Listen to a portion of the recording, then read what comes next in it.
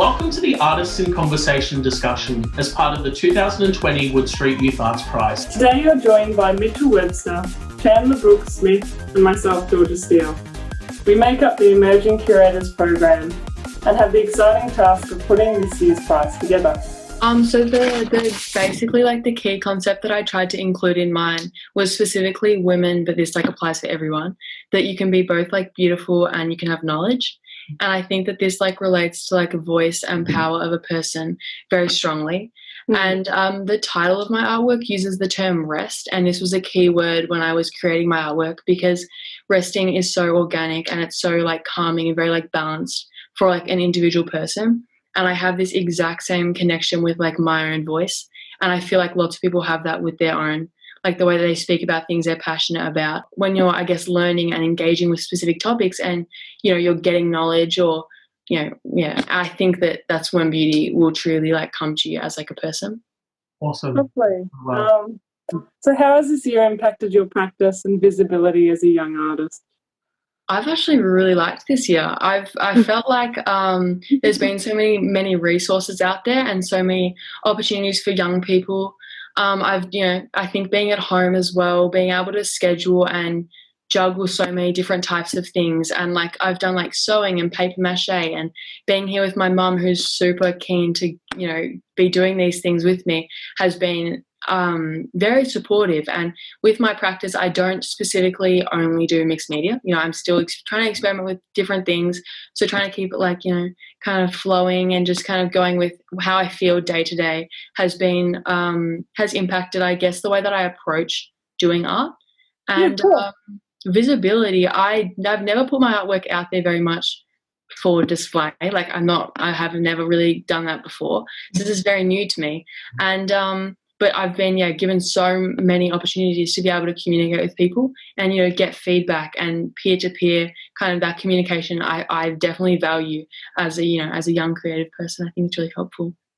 Awesome. Yeah, awesome. How has art helped you shape your voice as a young artist? Well, I've always been a little bit creative, and I've always tried to try new things and experiment with everything. And to some extent, over the last 3 or 4 years, I've found myself just trying to make art, to tick the box, or just trying my art to be very similar to what the pictures look like, or trying to mirror, because I thought that's what art would. People would like that. People would think, oh, that's cool if it was like someone else who had already been successful in the past. And with my voice, I needed to start backing up my art with the passion and with my own, my own love for art. And I do the exact same thing with my voice. I needed to be able to project myself and tell a story whilst keeping it true to myself and being honest with myself as a person. So I think that art's really it's just helped me to shape myself into someone who I can reflect fairly and honestly. And what drew you to the medium that you've used in this artwork? Do you think that medium has helped you with the concepts? Yeah, definitely.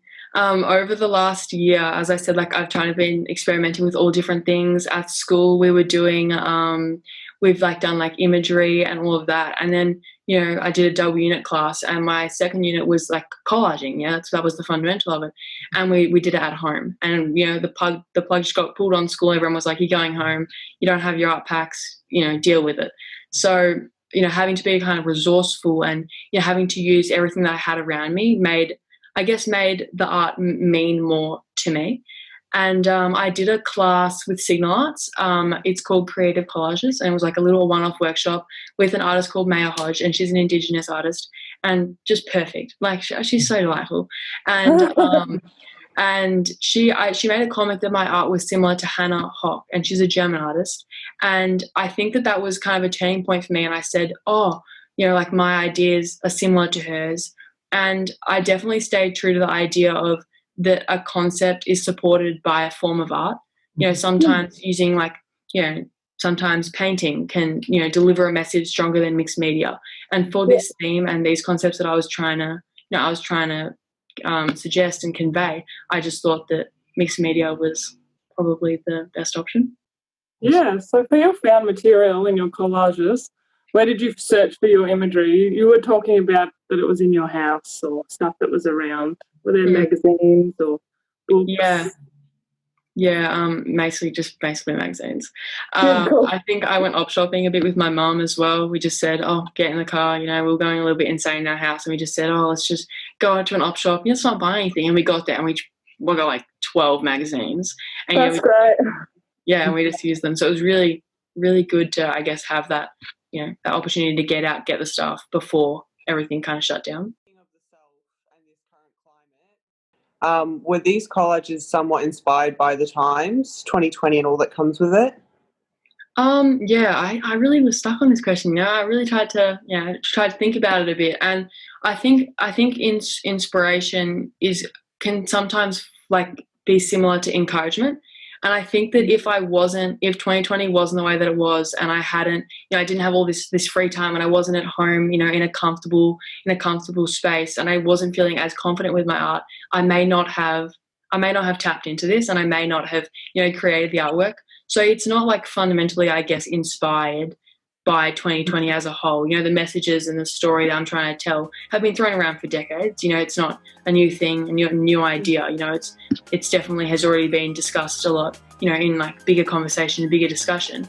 But I definitely think that the reason behind making it and the drive to, want to produce something was definitely because of 2020.